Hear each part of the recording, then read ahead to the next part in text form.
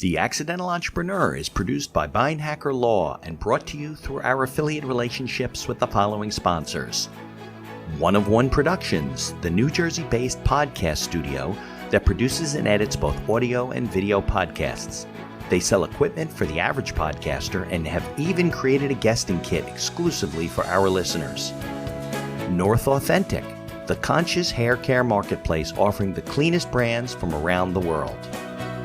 The Healthy Place, the e-commerce site with thousands of supplements to help you live a healthier life, along with natural solutions for chronic pain, stress, anxiety, depression, sleeplessness, and much, much more. And be sure to support the podcast by ordering some logo merchandise from our online store. Listen to all of our sponsors' commercials later in this episode and follow their links in the show notes to learn more about their products and services.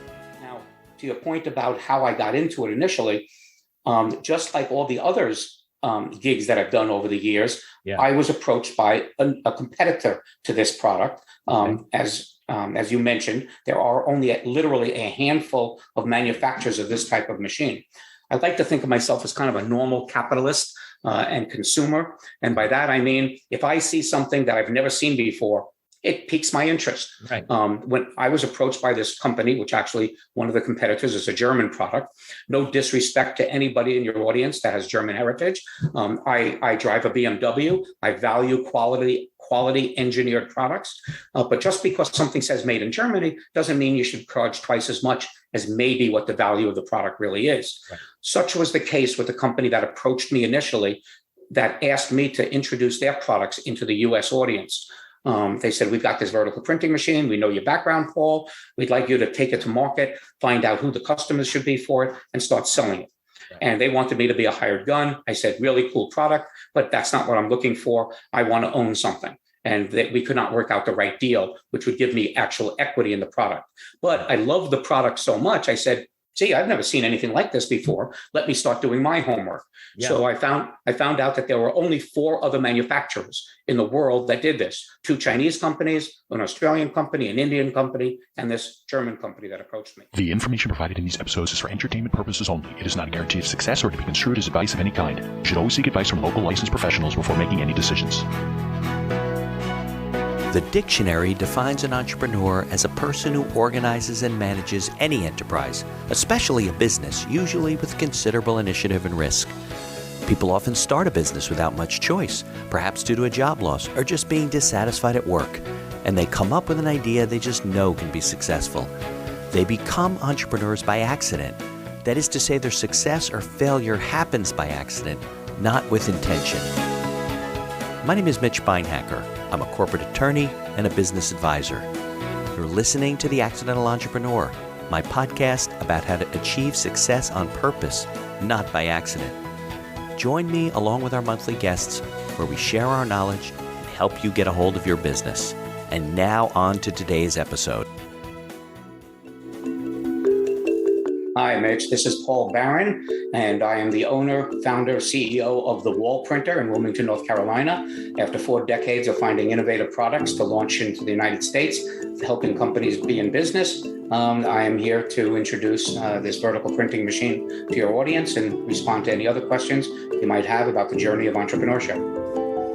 Okay. So welcome to another episode of The Accidental Entrepreneur. For those people listening out there, if you're listening on Apple, Google, Amazon, Spotify, please be sure to review the podcast. Give us a 5-star review if you like what you hear. And if you're watching us on YouTube, be sure and subscribe. Hit the subscribe button, hit the like button so we can keep putting out good information, valuable content, and bring information to people, hopefully, that need it. So I want to thank our guest today, Paul Barron. Paul is the owner and I guess the founder, right, of The Wall Printer. And Paul's here to tell his story. So, Paul, I appreciate you coming on the podcast. And you said in Wilmington, North Carolina? Wilmington, North Carolina. Yep. Very good. Very good. All right. So maybe you could tell us, your background, because I know you have a big background in sales. You've sold all kinds of stuff, and then you can take us through how you got to The Wall Printer. Well, I don't know if the background is big, but I'm old, so I've got a lot of experience, yes. Okay. I won't go back and bore your audience with Paul was born at a very young age, but suffice to say that I did start my entrepreneurial journey in college. when I strung tennis rackets for the athletic department there. Okay. And then after graduating, I founded a tennis sporting goods store, grew that to 3 stores, sold that, went into the restaurant business, a couple of other entrepreneurial ventures, a software development company. I found there were hats I liked to wear, hats I didn't like to wear.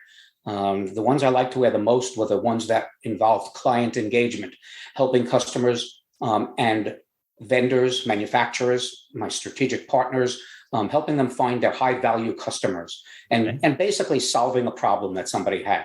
Yeah. The product itself might solve the problem, but sometimes people don't even know what that problem is. So learning that and going through that journey was really interesting to me. I was good at it. I like people. I think some others besides my mother like me too.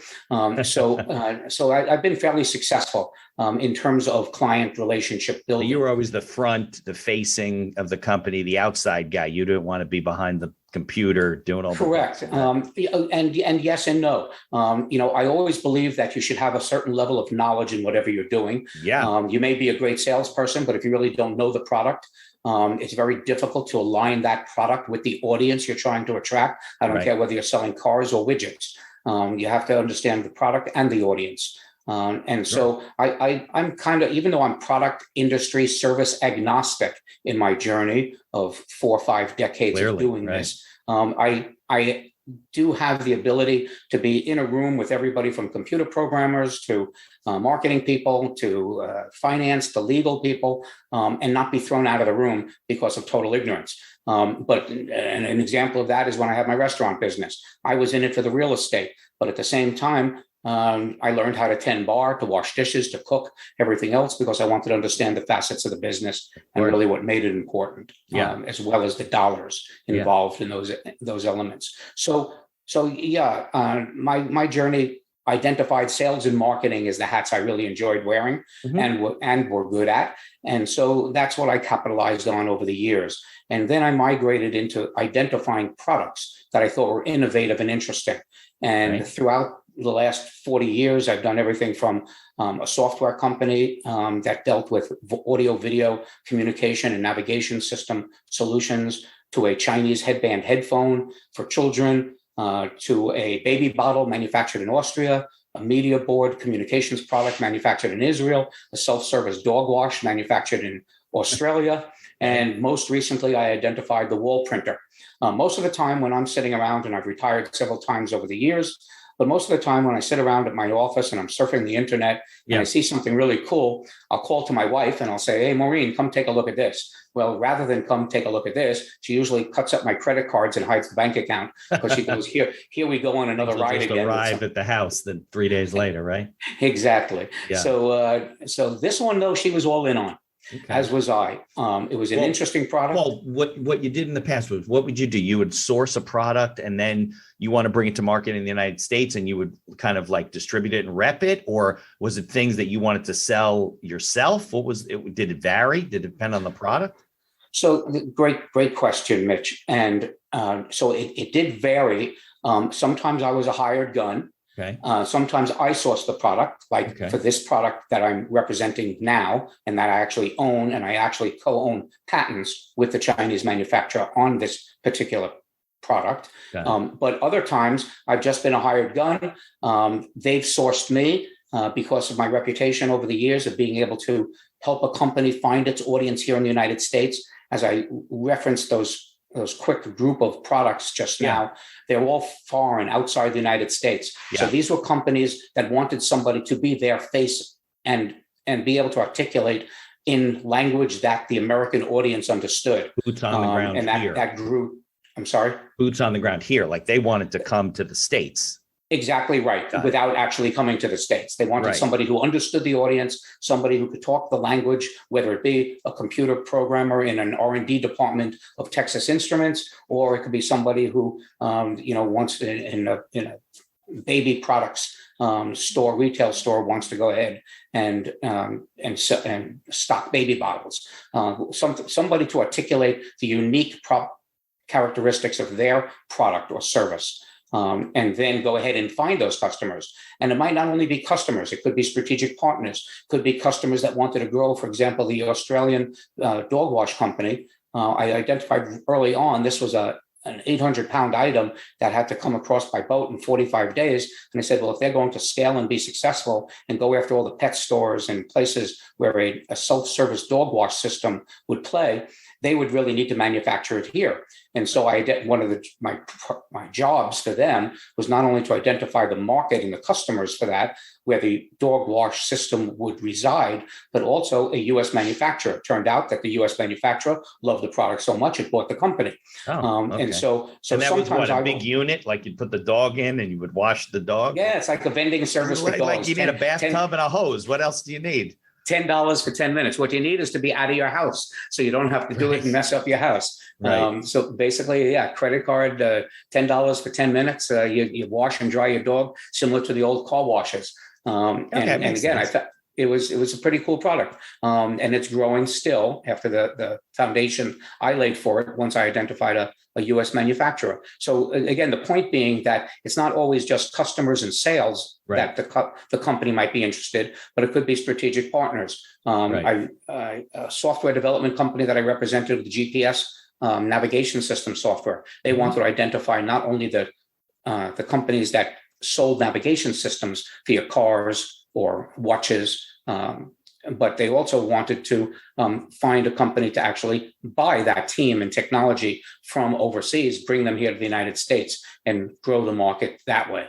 So those are all the things that I've done over the years. So you're really a strategic development consultant. I mean, you're coming in, you're helping them develop relationships, find customers, make it work better right? Because I guess it was your idea to say, hey, this thing weighs 800 pounds. You can't be shipping it all the time. It's too costly. Let's find a manufacturer who can do it in the United States. Right? Exactly. So it's those types of feedback that I provide on a consultancy type of level. And again, I've done well with this, as sometimes a commission salesperson, sometimes a salaried employee of these companies, other times, just an independent contractor. But ultimately, I got the most pleasure out of actually owning something. The companies that I did, the restaurant, the sporting goods store, even those were more retail focused. And I did a software development company that was actually very successful for a little telephony product for call centers. But with the companies that I owned, of course, somebody told me a long time ago, Mitch, which I remember today very well, when I got myself, I was in my 20s and I got $1,000 Christmas bonus. And I was the sales manager for this jewelry firm. And I found out that he and his son took, whatever you want to call it. They were the owners of the company. They could do whatever they wanted. And so they got about a $25,000 bonus. And I learned that mainly it was because of the sales that I brought in, that the company did very well. And I was very happy. I was making a good salary. They're paying me very well. I got $1,000 extra in my pocket at Christmas time. All that was good. But I went in the next Monday and I said, I really appreciated the bonus. I go, but I really think that I deserve a raise on top of that. And so the guy said to me, the owner of the company, and I'll remember it to this day because I actually put this into practice. He said, Paul, he goes, when you work for somebody, you will never earn what you think you're worth. But when you work for me, I'll make sure you're paid more than anybody else will pay you. And that was very true. And I was very pleased with the money that I had earned from that gig. But at the same time, I quit the next day. And I went to actually work for a competitor of his as an independent contractor and ended up making twice the money over the next couple of years without a lot of the responsibility that I had in that first job. So again, it depends on a combination of things. Number one, it starts and stops with your own personality. Are you willing to take a risk? Are you willing to be in business? Are you willing to take something that either uses your own wits and capabilities, your own time, talent, and treasure, as I call it? Or do you have partnerships or friends, family, and fools, we call it also, people who will invest in you and your crazy ideas, and then move from there. And the same thing goes with my customers today at the wall printer.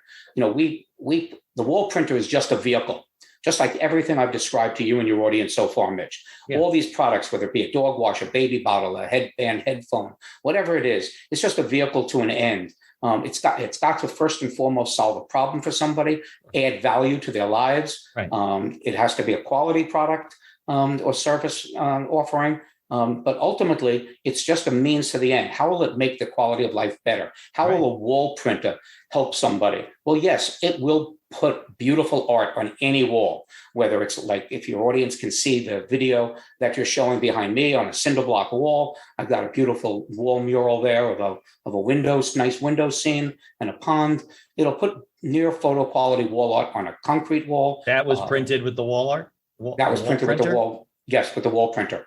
Yeah. The wall printer. My office staff wasn't nice enough to give me a window in my office, so I had to go ahead and wall paint one. But that is what the wall printer will do. That's a 5 foot by 8 foot mural. Has about $10 worth of ink in it. Takes about 2 hours to print that. It would take an artist 2 days to do that if they could get the kind of resolution and clarity that this provides. If you're in my office, you can see the eyes on the seagull and the hinges and these window hinges. You can see that they're Phillips screws and all of that. So it's near photo quality artwork, and it's any wall. This is showing it on cinder block. It'll go on wall board, wood, tile, metal, glass, indoors or outdoors. It lasts for up to 12 to 15 years indoors. The inks are high quality UV ink, which dries instantly and will withstand everything from hurricanes to Florida sunshine, Canadian winters, outdoors 3 to 5 years. I remember when we were talking off mic when we first met, you were telling me the story a little bit about how you kind of found the product and looked into the marketplace and found other manufacturers, right? Because I don't want people to misunderstand. You don't like travel around the country and paint people's walls. You're working with different people in different areas, right? So you've touched on a couple of things which I think are really important to your audience. Okay. Number one, I'll take the second part first. I'm in the business not of providing the service. So when I say there's $10 worth of ink in that, takes 2 hours to print, that's about $30 worth of labor, another hour to take the printer to that site, because this is not a signage shop kind of thing where you print on, although you can print on paper or canvas. People can't bring their wall to you. But they can't bring their wall to me. So if you want this on your wall, we bring the printer to that site and we print on it. And so I do not provide the services. I provide the printers. We manufacture our own inks for the printers, which is very important. So it keeps the printers working. You have the right inks in a printer. That's why Hewlett Packard and Brother and Epson and all those companies, Canon, make you buy their inks. There's actually a reason for that, because the inks are formulated to work in those printers. And if you introduce the wrong ink to a printing machine, it'll stop working. Not because of some licensing issue, but because it'll just screw up the technology that's built into the printing device. But with that said, over the years, I've worked, as I said, as a hired gun for company, as a consultant. But at the same time, these products are designed to put people in business. So my customers are the ones providing the services, but they're also in the business of growing a business, building equity. We provide territories to people exclusively, so that when you do raise your hand and you say you want to be in the wall printing business, you'll be the only ones that we sell a printer to and service and support, whether it be with marketing and leads for the people who are interested in those services. It'll go to those people. Now, to your point about how I got into it initially, just like all the others gigs that I've done over the years, I was approached by a competitor to this product.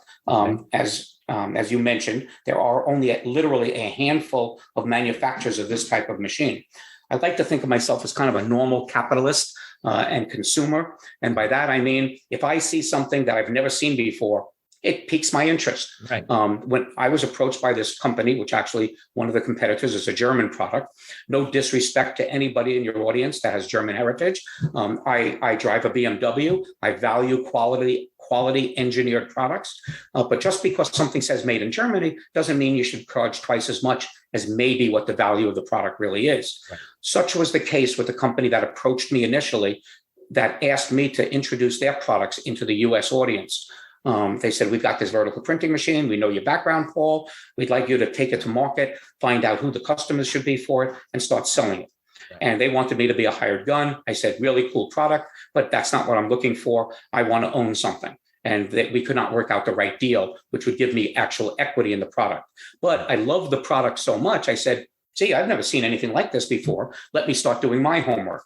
Yeah. So I found out that there were only 4 other manufacturers in the world that did this. 2 Chinese companies, an Australian company, an Indian company, and this German company that approached me. One of the 2 Chinese companies was the oldest one in the business that actually invented the technology, owned about 10 patents on the different technology features that they had. The Chinese don't only copy us, they copy themselves. So there was a second Chinese company that saw the success of the first one and decided, hey, we could do that too.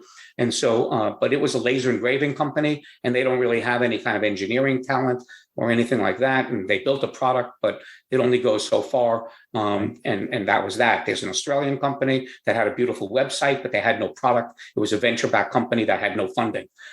So they never really had a product. And then there was an Indian company that had a product, but it was like a very lightweight home hobby solution, more like your desktop printer than it would be for a commercial business that wanted to do something day in and day out, going to homes and offices. And so like these 3D printers, you can get ones for your home that are small. You can get ones that are industrial. Exactly. Okay. Like lots of just, and just like cars, you can buy a car for $5,000. You can buy a car for $150,000. Right. And there are reasons usually for everything in between. And the same thing for the wall printer. So the German product, which was a $40,000 and up product, and then there's our product, which is a $25,000 retail product. We actually have a resolution that's higher. Theirs goes to 600 DPI, ours goes to 1440 DPI, more than double the resolution, giving you a nice quality image like you see behind me. Right. Then there are other factors. We print with white ink, which is a big thing in the printing business of wall art. That means you can print on dark surfaces or glass, and the colors will really pop out. That's one of the patents that I actually co-own with the manufacturer. Again, another reason why I chose this route for myself and my customers, because I wanted the protection that if I was going to invest in this business and my customers were going to invest in this business, there could be some level of propriety and some differentiation that they would have over the other competitors.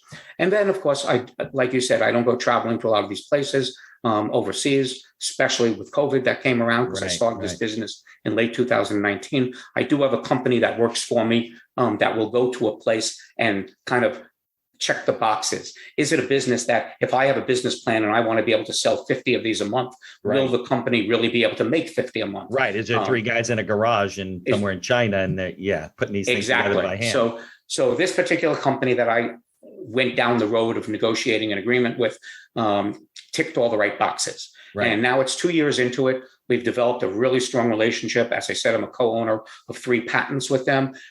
We do a lot of R&D for them here. We actually manufacture our own inks here in the United States that met with their chemical guidelines and formulations that they helped certify, but allowed me to manufacture them here. There are some American components, particularly electric and computer components, that we could source just as easily here in the United States, which we do. And then there's just the relationship that is just built over the years now.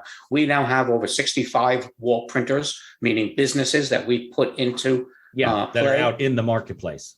In the marketplace, selling the services of wall art to businesses, homes, schools, hospitals, etc. Yeah, I think it's a real interesting case analysis, right? Because there's a lot of businesses, like you said, that source a product from wherever. Obviously, it was outside the United States, right? And they start selling that product, and they're selling it all over, and they want to sell their business, and they don't realize that they don't really have anything to sell because it's not their product. They're buying it from somewhere else. And you strategically didn't want to be that rep. You wanted to build value and be able to maybe sell the business at some point or monetize it. And I don't think a lot of people really think about that. I mean, you had this Chinese company, right, that clearly held patents, Chinese patents, right? I assume they hadn't filed any patents in the United States. So when they were coming here, you said, hey, listen, we got to protect the IP here. Let's do it together. And they were agreeable to that. And you were able to build value. So I think a lot of people, when they're, starting on business, that's something down the road that they start thinking about. If they think about it ahead of time, it really gives them an advantage of, first, it makes your relationship with China very sticky, right? Because now you guys are kind of in bed together. They're not just going to go and sell it behind your back. Well, they can't. I mean, you have control over what's going on. You really are the founder of the U.S. company, right? Yeah, everything you've said is exactly correct. It gave me the security I needed to make the investment I wanted to make in this to make it successful, and it does in fact give security to my customers who are adding this and raising their hand to be the first kid on the block. And like I say to anybody who's actually serious about this, it's going to be good news and bad news if you want to be a wall printer. If you want this to be a business, the good news is you're going to be the first one in Des Moines or Chicago or New York or wherever to be a wall printer. The bad news is you're going to be the first one in Des Moines or Chicago or New York. And it's up to you to market this and build it. I'm not so egocentric. Plus, I like to sleep well at night, that I'm going to go ahead and charge somebody $1 million for the wall printer name, like McDonald's can charge for their name. Right. It's not a franchise, right? It's not. We are not a franchise. Right. We don't dip into people's pockets for royalties or revenue share or anything like that. We give them the support they need to be successful. We let them put their own name brand, whatever their logo is, whether it's an existing company they have already, like they may be general contractors or artists or painters or photographers, or it's just a startup business opportunity seeker who wants to do wall printing and grow with that. We'll take their name brand, their contact information, their email, Facebook page, website, put it on the printer for them so that it's their private labeled brand item and business. And then we'll support them, to help them grow, because our business model gives them the value in the territory that they will create value by marketing and building that business. And then my business benefits because they will then buy more wall printers from me, which is my business. And supplies, right? And the supplies, the inks, the parts over time, things like that. And so I need them to be successful so that I can continue to support their success.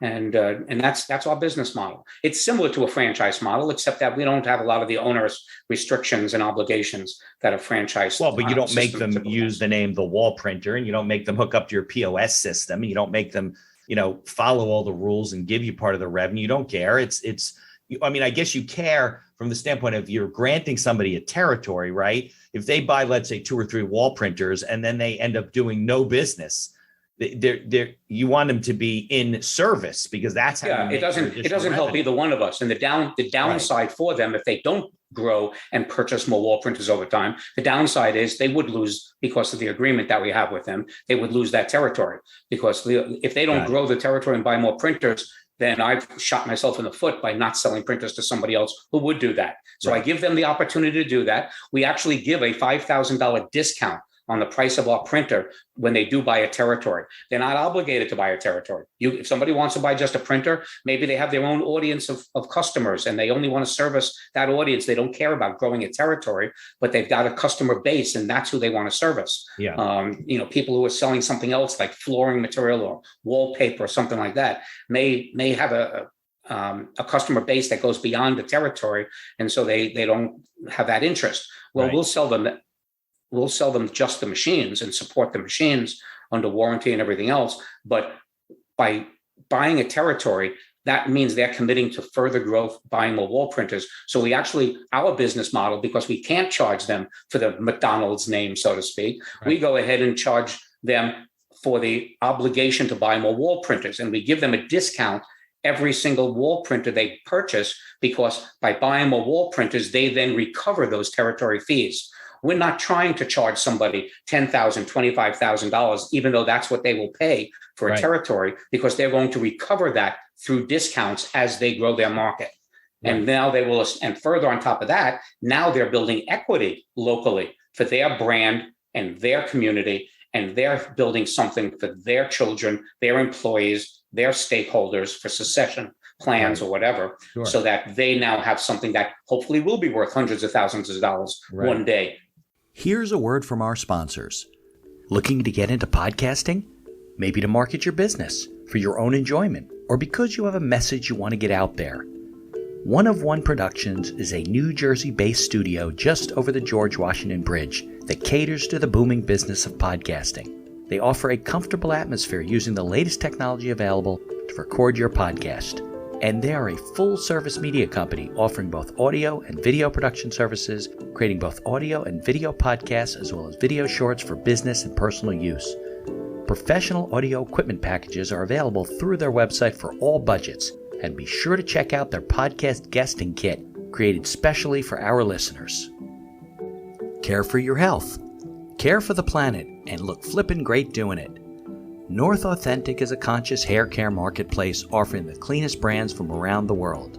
Their pro stylists curate only the most fabulous non-toxic hair products with better-for-you shampoos, serums, masks, and more that actually give you gorgeous hair without hurting your health or the planet. Hey, you've only got one life, one planet, and one glorious mane. Might as well treat them all as best you can, right? Try a 100% clean hair care routine prescribed just for you using their link in the show notes. If you don't see a big, beautiful difference in how your hair looks and feels, you can tell them they're crazy. Do you battle chronic pain, stress, anxiety, or depression? Well, if you take any supplements or you're interested in natural alternatives, you need to know about findyourhealthyplace.com. Find Your Healthy Place has thousands of supplements to help you live a better quality of life, as well as natural solutions for chronic pain, stress, anxiety, depression, sleeplessness, and much, much more. Need guidance? Use their live chat feature and talk to a wellness consultant right on their website. And be sure to use our coupon code TAEPodcast for all your purchases to get the best prices at findyourhealthyplace.com. Follow their links in the show notes to learn more about all of our sponsors. And now back to our show. Right. But you do want the price point to be at the point where if somebody's investing in this thing, they're like, well, I got to get this thing in service because I just paid 25 grand for it. And I want to make sure that we do earn our money back, as opposed to it sitting in a warehouse and people saying, it's something we do as part of our business. I mean, that's really what you're looking to do. Look, it's the price of a car, let's say $25,000. Yeah, right. So if somebody invests that in a business, yes, some people will go ahead and look at this as an add-on, a side hustle, if you will, and do 1 or 2 prints a month or something like that. Because very honestly, you do 2 prints like this a month, you've paid for the machine, you've paid for the labor to do it and the inks. 2 prints like this a month will get you back about $1,200. That would cost minimally $600 for somebody to put that on their wall. And so you do 2 of those a month, you paid the price of the machine. When I say price of the machine, I'm talking about like if you lease a car for $25,000, you're going to be spending about $500 a month for it. So if you do 2 prints like this, you're going to pay the $500 a month. You're going to pay for your labor. You're going to pay for your inks, and you'll still make a couple $100. So if somebody did want this as a side hustle, you could still make money on it. But imagine doing 2 prints like that a day. Okay, yeah. The person who's doing this full time, that's where the real money is. And that's the kind of people we want, and it doesn't have to be the person who's doing it. It has to be a person who's got the mindset to grow a business. Look, I'll keep using the McDonald's example only because it's so easy, but not because I have any affinity to McDonald's or any association with it. But nobody buys McDonald's because they love hamburgers and French fries. All right. They don't, especially those hamburgers. When I say buys, I don't mean you and me going out for a Happy Meal. I mean the person who spends literally $1 million for a McDonald's franchise. Yeah. They're buying it for the real estate. They're buying it for the business and the goodwill of the name. Yeah. That's 50 years old or whatever it is these days. Yeah. They're building. That's what they're buying. It's like when I went into the restaurant business to begin with, I did it because there's a beautiful building I loved, and I had a partner who was in the food service part. And he said it would make a great restaurant. So we did it. But I was in it for the real estate. That's why somebody buys McDonald's, not because they love French fries. Right. And so it has to make money somehow. And that's what I want. I want people who are looking at this. Yeah, you could like technology. You could see the wall printer as something really cool. I mean, I want you to see that because that will sell wall printing services for you. Right. But ultimately, it does have the opportunity to build equity, to create value, and make you a lot of money. Yeah. I have to hand it to you. I interview a lot of entrepreneurs. Some of them are in a business, like let's say the wall printing. They find a business, they start printing walls, they're making money. But the transferable skill, and you've been in a lot of unrelated industries. One didn't go to the next one. Your entrepreneurial skills are clearly applicable to multiple industries. That's a rare skill these days. I find that the ones that are really successful, if the business changes, if the world changed, like let's say you were in the restaurant business at the time, right? And pandemic hits, you say, well, this doesn't work. We're shutting this down. You could go right into another business, totally unrelated to the restaurant business, and be successful. And that's difficult for a lot of people. I think that's where they struggle as entrepreneurs, that they think that they could be successful in something else What do you think has made you successful from venture to venture? You mentioned like 4 or 5 different things that are completely unrelated. Software, restaurants, the dog washing business. I mean, you mentioned a lot of, and now the wall printer, right? They're clearly unrelated. And I've left out a half a dozen too. Yeah. So what do you think makes you successful as opposed to other people that struggle and they can't go from one business to another? Well, it starts with, what does Paul want to do when he grows up? I don't mean to be facetious about that. There are people, and we need people who really like the security of working in a particular job or at a particular task and doing that job. Right. There's value to everybody. Right. Okay. Ultimately, you should do what makes you happy. For me, it wasn't as much what makes me happy. It was where I wanted to live in a place that made me happy. I play tennis and I swim. Your audience hopefully can't see it, but I'm an oversized guy, but tennis and swimming are my 2 sports. So I always liked the warm weather. And even though I grew up in New York, and I thought my parents, dropped me off to the wrong people at birth. My real parents lived in Florida. Eventually, my parents retired, and they did move to Florida, and I followed them down there. And I lived in an environment, and that's when I started a software company, because I actually started a restaurant first. And just to give you, I appreciate everything you've been saying, Mitch, and your response to our conversation, but it's not all successes. I had a very successful restaurant in New York, and then I moved to Florida in the mid 80s. And what I made in 12 years in New York, I lost in 1 year in Florida. I call those learning experiences, though, not failures. Right. It's always a good way to look at it. You have to learn something from everything, but you also have to have that mindset. To your point in the question you just raised, Mitch, you have to have the mindset that you're willing not only to take the risk, but you're willing to accept the success or the learning experience that comes from that. And so I've always been willing to do that. I always was confident enough in my own ability. And I guess that's because sales and marketing were my strong suits, that everybody wants a salesperson for something. Right. If you can do sales, you can make a living. I don't care what it is. No. And so yes, I've been what I call industry product service agnostic over the years, because I enjoyed the process of that client engagement I described earlier. And so that's, what's made me successful is my own reliance on my own capabilities. Some people don't have that security. And then again, some people, I got married late in life. I got married in my 40s. First marriage for both me and my wife. We're together now for almost 30 years. But a lot of people, they have children early on. They have responsibilities, and that leads them down a different path. Yogi Berra, when you get to the fork in the road, take it. Right. And so it's not, entrepreneurship is not for everybody. Right. You have to be willing to take the risk. You have to be willing to take the success and the experience. Yeah. And for me, it was okay. Yeah. And I think that's what people struggle with. They think like, oh, I'm starting a business, and maybe they don't even do it the right way. Right. And they're not the best salespeople, or they're afraid of sales, or makes them uncomfortable. And then, they find some success. And then, like you said, they hit a wall. I mean, everyone fails at some point and learns, because that's how you grow, right, in business. So, and you're right, there are learning experiences more than they are failures, because it's a growth path. But a lot of people, they give up. They do well, then they struggle, and they're like, I can't do this, and they fall apart. And that's why we have very high failure rate of businesses. I also believe, and I've learned this over the years, there's also another reason for that. And like I said, there are hats I like to wear. Well, when you own a business, just like I described with the restaurant that I owned as a business a long time ago, and I wanted to wash dishes and tend bar and learn how to cook and all of that. So I knew what was going on. Chef, right? Yeah.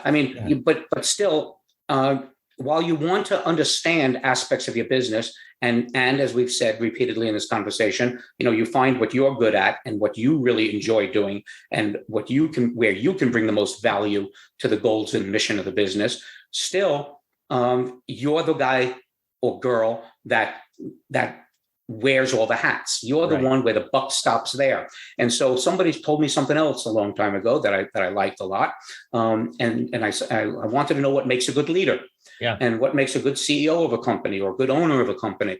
And I was told, the best CEOs are those that are smart enough to hire the best qualified people for the jobs that are needed, but wise enough to just back the hell off and let them do it. Right. And so that's really important too, that not only do you have to know your own capabilities, but you have to be able to see the people around you, and you have to be able to let them shine, and you have to be able to let them grow. Yeah. And sometimes they'll grow in areas that they don't belong. And if you're a good leader, you'll recognize that, or you'll listen and learn that about the people who are around you, and then move them in a different direction. Doesn't always mean firing somebody or letting somebody go. Sometimes they're just doing the wrong thing. That's not right for them. Same thing about you and me. Sometimes we'll find ourselves doing the wrong thing. Well, change. Right. What was it? Jim Rome, one of the guys says, like, it's the right bus, but the wrong seat. And sometimes it's the right seat, but then the company develops a certain way, and the person's got all these responsibilities that they've been dumping on their desk, and they're just the wrong person to be doing. They should be shifted over and doing something else. I think that's another shortcoming of entrepreneurs. They try to do everything themselves. They feel like they have to do everything themselves. They won't give, and they don't recognize that. Yeah, sure.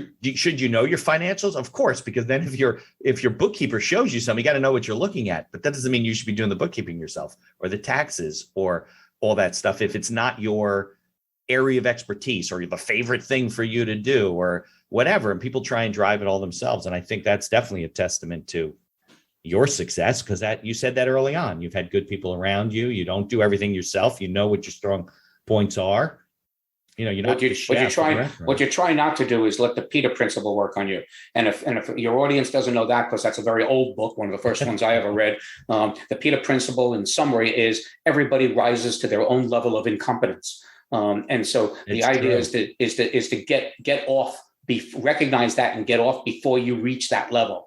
Right. You don't want to, keep, and that's also exactly what you said, where you're given more responsibilities. Classic example of that, and I'll try to keep it brief, but it points to it exactly, is I've got a nephew, brilliant computer programmer, loved programming, got a job very early on with a robotics company, kind of ahead of the curve kind of time frame. And so there he was doing programming. And then the company was growing and was developing successful product and getting customers, and his team was growing. Now he had to manage a group of programmers. And every single time he got to 5 programmers, 10 programmers, 50, 100 programmers. And he would call me up and he'd say, Uncle Paul, he goes, I can't stand this job anymore. I'm programming like about 10 minutes a day. He goes, and that's all I really like doing. Now I'm managing all these people and these projects and everything else. So I'm going to look for another job, and I'm going to look for another job. And I said, listen, you got to do what you want to do. And, I said, sometimes that's right. I said, but look, the company's very successful, a lot in part because of your efforts. And I said, just make sure that you're protected. And so I just share this with your audience, because every time, and this conversation repeated itself about 5 or 6 times over a period of 10 years. And this company grew, and I don't need to mention names or anything, but this company grew to the point that finally my nephew said to me, he said, Uncle Paul, he says, I've just really had it. And I said, okay. I said, listen, I've been following you and your company for a long time. I go, the company's really got something there, and you're a big part of that. I said, you've got a lot of stock in the company now, because every time he said he was going to leave, they kept throwing him an increase in salary and more stock. And I said, so if you're really serious now and you want to leave this company, go ahead and leave it. I could leave the company, but exercise your options. Make sure you do that. So this was the only good advice I've ever given anybody in my life, because 30, and because he said, I really am going to quit this time. And he did after 10 years. And he took a job with another startup as the CTO of the company. And he goes, but what happened was he went ahead and he exercised his options. 30 days later, Amazon bought the company, and the guy was an instant millionaire. And so the only good advice I've ever given anybody. And so as a result of that, I just share that with your audience. Again, don't let the Peter principle work on you, but recognize the environment around you. Are you a doctor? Somebody's having brain surgery? We are very popular. Usually not this popular. Yeah, this is a live show. I like that. And I apologize. And I thought I shut everything down. Right. But it's Friday and I'm missing some people. Yeah, well, so we're sharing a lot of ideas about being an entrepreneur and your history and everything. But let's talk about the business itself, the wall printing business. So where are you guys doing business right now in terms of the country? What territories have you sold? Well, I I own, in my agreement with the manufacturer, I own the entire Western Hemisphere. Okay. So I sell to Canada, United States, Central America, Mexico, Puerto Rico, the Caribbean, South America. Selling any of those countries. I'm sorry? They weren't selling in any of those countries? They weren't selling anywhere there, no. And they weren't selling in a lot of places that I've opened up for them, like the UK and Ireland and Australia. They weren't marketing to any English-speaking countries, which they wanted me to take, but because of time zone challenges and support, I gave those up to other people and help them grow in those areas of distribution. But the Western Hemisphere is all mine. And so we have now about 65, I think 66 as of this week, everywhere from Costa Rica, Chile, Mexico, Colombia in South America. We've licensed all of Puerto Rico, although I do have a Spanish-speaking person on staff who always corrects me, Puerto Rico. I'm trying to pronounce things correctly. Yeah. But we've taken all the Chinese language that these printers came in, and we've converted them to English, French Canadian, Spanish, and Portuguese to service our market. So we've done all of that customization and localization, if you will. The United States is our biggest market. We probably have about 45 to 50 here in the United States that we've grown pretty much in maybe half the states. So about half the country you're covered? Yeah, right now I'd say we're about half the states in the country were covered, most of which are on the East Coast, because when COVID lightened up, I established this business early in 2020, not making me the smartest kid in the block because the world shut down. And so, but I was all in financially, and I love the product, and I figured something was going to break sooner or later with COVID that would allow people to start traveling again. So here I was with a product that nobody's ever seen before. Wasn't like buying a pizza place or a plumbing franchise or something where somebody could see what that is. Nobody knew what this was, but I spent 8 months in 2020 just trying to find out who those customers might be, who wants this, and introducing it to people, using social media a lot. Something I encourage. It's a very demonstrable product, right? I mean, very much so, very much so. If you can just lead them to the website and watch it for 15 seconds, if anybody goes to thewallprinter.com and wants to see this, wants to know what the heck it is I'm talking about, a 15-second video tells you everything you need to know about the product. Well, are a lot of the buyers in the printing business? Actually, I don't like them too much. And the reason I say that is we do have some number, but they have to have the appropriate expectations. People in the printing and signage business, which to your point, Mitch, was my knee-jerk first reaction that would be the audience for me. Yeah. But these people are used to these very, very $125,000, $150,000 flatbed printers that print beautiful photo quality artwork on small signs, posters, things like that, and even some large signs and vinyl stickers that wrap vehicles and things like that. Those kind of photo quality reproductions, it's a very expensive process, very expensive equipment. And these people look at this with their nose turned up because it's not the same. It's not the exact same quality, because when you spray, this is an inkjet printer, when you spray ink onto a concrete wall that absorbs some ink and everything, you're not going to get any better than this. And it is a beautiful near photo quality artwork, but it's not the same. And of course, they're printing on printers, which also print very quickly, even though it may take twice as long to perfectly install a vinyl sticker on a wall. And that's an expensive component of that type of technology. And vinyl stickers don't go on outdoors. They don't go on things like brick and glass and things like that. Well, they do go, but then they cover it all over. Whereas our printers just print the image. You can see what's behind it. And so there are advantages and disadvantages to both. We don't do vehicle wraps. We don't do curved surfaces. So there's opportunities for both, but a lot of those companies really, I learned that they prefer to stay in their own lane, so to speak, rather than add on something new. They look at wall printing as something that cannibalizes, even though I totally disagree with them. I look at it as additional revenue. They look at it as cannibalizing on some of the revenue they're already getting. So that's what my mom used to say, that's what makes strawberries. They're not for everybody. So who is the customer? So our audience is the business opportunity seeker, somebody who looks at this as a vehicle to the end. And the end is growing equity in a business with an innovative solution that has somebody else working that wall printer itself and putting the wall art on people's walls in homes, businesses, restaurants, schools, hospitals, whatever. That customer can be somebody who's a startup business opportunity seeker. It can be somebody who's an existing general contractor, painter, somebody who sees this as the painter is a great example. And that's a good customer for us. A painter goes into somebody's home and they paint all these walls white or eggshell white, or like the nice blue wall behind you. And they paint the walls. And now they got to learn who you are. And they say, oh, you've got a nice logo. Let's put that on the wall. Or they've got a family with a child that really likes a Little Mermaid or Power Rangers, and somebody else likes the New York Yankees. And they want those logos or that artwork on the wall, or just a nice scene like this one here of a landscape of some sort. Right. And so once a painter learns who the audience is, now he's got a new product and a new service that he doesn't just pack up his ladders and paint and leaves. He now says, what are you going to do with this room? And rather than put a picture on the wall, let's paint a picture on the wall. And so he now has another division of his company, another revenue stream that he can do. So those have been very successful customers for us. People in the photography, wall art, even muralists. Muralists initially said, I'm taking the food off their tables because I'm printing this in 2 hours on a wall. No, but don't they have to create the mural still? Isn't just allow them to put it up, right? Thank you. So that is the correct and logical argument. There is no artist today, very few, that take paint to brush to wall or canvas before digitally creating that image or thinking about it and drawing it up or something. So that process produces a digital image these days in the tools of the trade, like Adobe Photoshop, Adobe Illustrator, Corel Draw, different applications that are used for creating digital art. And so once you create that, even the new NFTs that are out there, I still don't understand that whole crypto world. I'm learning too. I'm a little like, I don't get it. I'm learning because I get it with regard to artwork.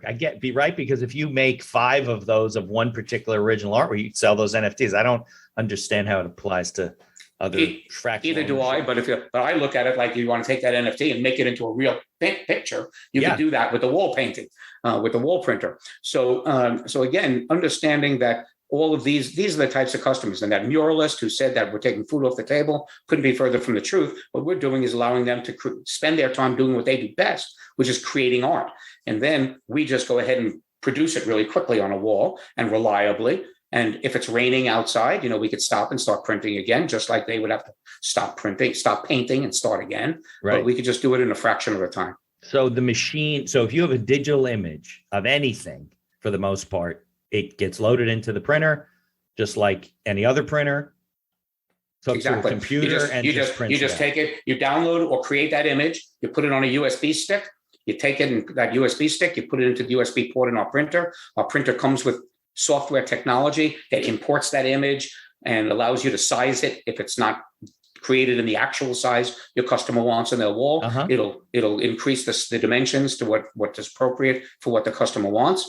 And as long as it's created in the proper format, which is part of our training and what we tell people how that image should be created to import properly and print properly and enlarge properly.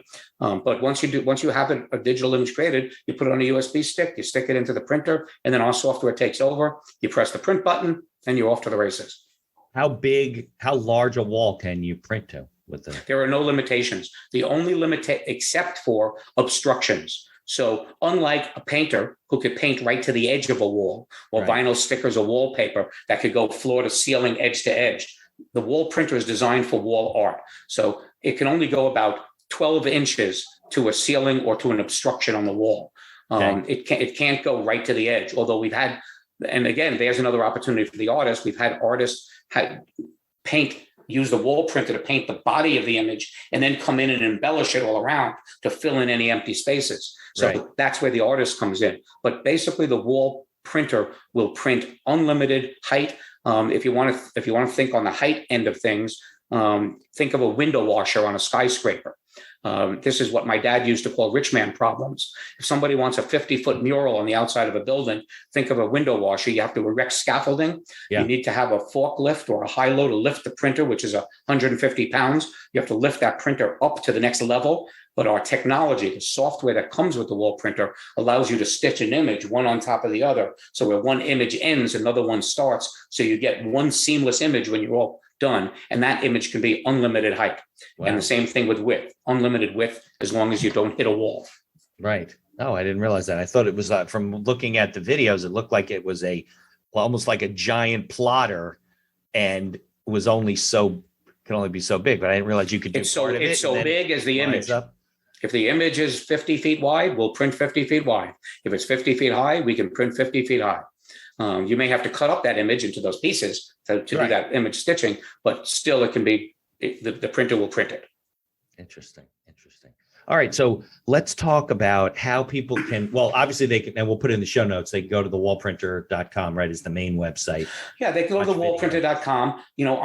I am always open, available, and very happy to connect with people that think a conversation or an email or something might be beneficial to them. It's always usually beneficial to me. I go by the philosophy, you never know less after talking to somebody than you did when you started. When it benefits, it may benefit, it may not, but I'll never know less. So LinkedIn is as a professional network. Okay. This is not an advertisement, for LinkedIn, but it is unlike Facebook or Reddit or any of the social media outlets, Instagram, which are more just for socializing an idea. LinkedIn is a professional network that people can connect with me. You can identify people with different interests and different groups, professional.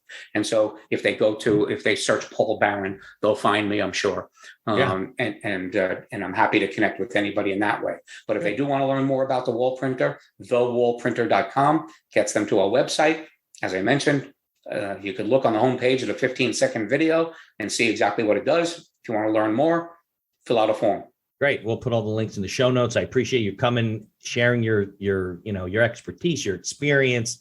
People can see that, people can be entrepreneurs from one business to another. You don't have to stay in your industry. You can, if it interests you, give it a try, right? Yeah. Find out what you're good at. And if that means working for somebody, great. If it means carving your own path, do it. More power to you. Don't be afraid. Don't be afraid of failure.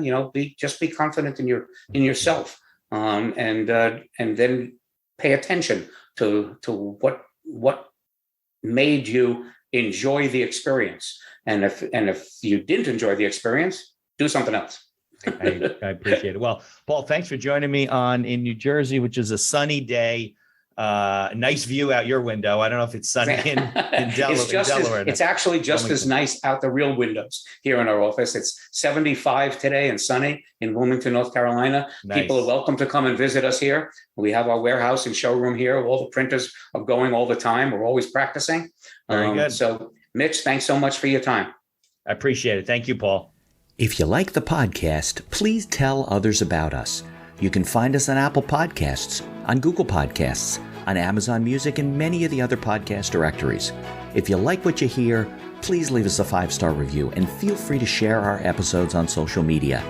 If you have any questions or comments, ideas for the show, or you'd even like to appear as a guest, reach out to us by email at info@beinhackerlaw.com. The Accidental Entrepreneur is hosted and produced by me, Mitch Beinhacker. If you'd like more information about my legal services, you can find me on social media or visit my website at beinhackerlaw.com. Thanks for listening, and be sure to subscribe to our feed to be notified of all future episodes.